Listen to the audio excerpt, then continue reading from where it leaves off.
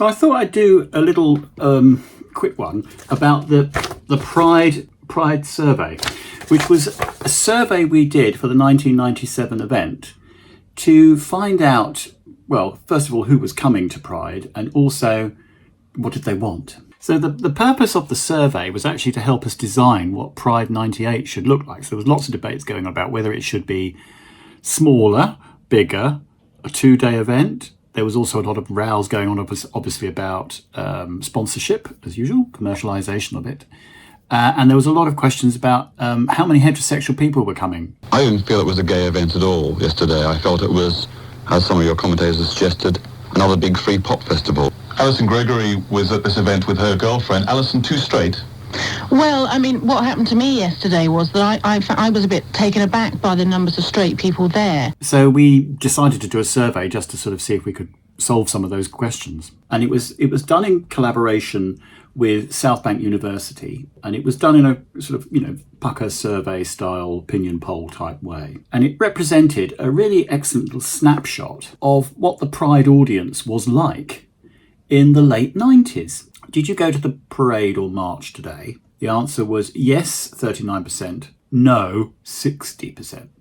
In future, do you think the march, parade and festival should become a 2-day event? And 58% said yes, they'd be happy for it to be a 2-day event. And we were thinking about that question because we were wondering to ourselves, if this gets any bigger, where we're going to put it. And if you have a 2-day event, presumably you can make it just a bit bigger.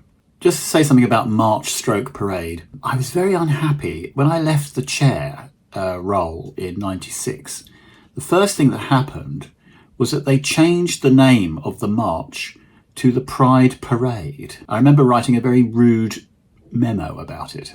I regret to say that I have not been party to any of the discussions initiated by the March Director regarding the renaming of the event. I assume that the reasons for changing the name are to make the march more exciting or more glamorous.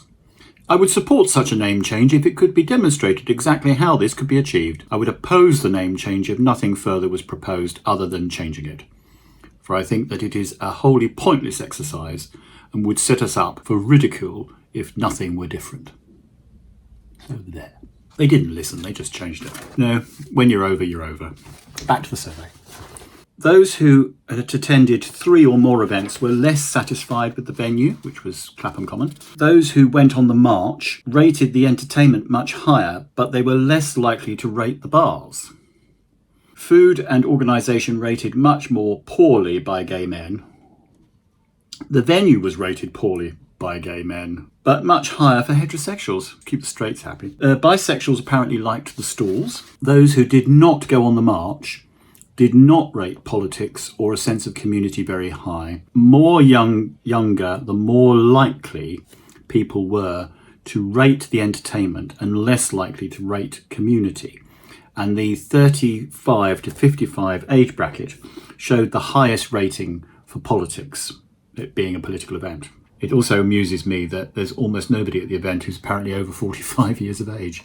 So the interesting one was number 6, where we asked them about whether they would be willing to pay to attend the event, £5, for example. And it's quite interesting that 50% either agree strongly or agree slightly. Would you be more inclined to use a company and their products because of their sponsorship of today's event? Yes, 57%. And then we looked at the basic stats. And although the event was called Lesbian, Gay, Bisexual and Transgender, the idea of non-binary had never really raised its head. Male, 57%, female, 42%, other, 0.65%. Gay males, 47%, lesbians, 24%, bisexuals, 9%, heterosexuals, 16%, other, 1%, and no response, 2%. So I think the interesting figure in there is obviously the heterosexual figure, which is about 1/6 of the audience was heterosexual. Well, if this is to be believed, there was certainly no swamping going on, let's put it like that. And then for the ethnic breakdown at the event, 62% were white, black were 2%, mixed race were 2%, Asian was 1%, and there was a 33% no response rate. And this is what the pink paper wrote. The majority of respondents want the day's purpose to be celebratory and entertainment-led rather than political. Most of the 20% of people who stated Pride should be political were aged over 35. And then Teddy Witherington is quoted. He says, only 1% in the survey said the event was too commercial, which demonstrates some voices of dissent over sponsorship have been a little unrepresentative.